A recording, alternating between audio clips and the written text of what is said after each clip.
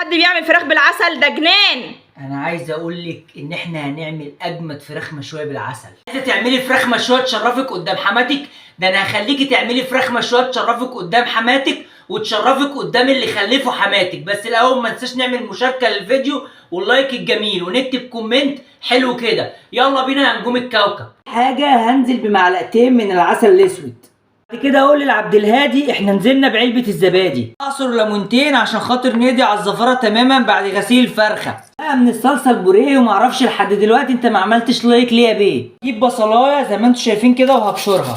متدلع حط بهاراتك وخلي الناس كلها تولع. بهارات فراخ، كزبره، فلفل اسود، بابريكا، توم باودر، بصل باودر والملح. وهنزل بقى مرنده على مرنده. اجيب الفراخ بتاعتي انزل بيها بعد ما غسلتها غسله حلوه جدا جدا. عايز اقول لكم التتبيله ريحتها روعه. هسيبها في التتبيله لمده ساعه ولو باتت في التتبيله تبقى احسن. بعد 3 ساعات من التتبيله هجيب شبكه الشوي بتاعتي زي ما انتم شايفين بالشكل الروعه ده. شبكه البوتاجاز واحط عليها شبكه الشوي واشغل من فوق ومن تحت لمده السوا حسب وزن الفرخه. واحط صاج فيه ميه من تحت زي ما انتم شايفين كده عشان يعمل عمليه بخار للفرخه يخليها طريه وفي نفس الوقت تتشوي. تقرب معايا بقى كده وتخش في التفاصيل يا حبيب قلبي. بص الشياكه والحلاوه، بص الروعه. تعالى تعالى بص بص بص بص الصدر، بص الصدر. احلى فراخ مشويه في الدنيا وباسهل طريقه. مشاركات كتير بقى يا حبايب قلبي وشهيصوني.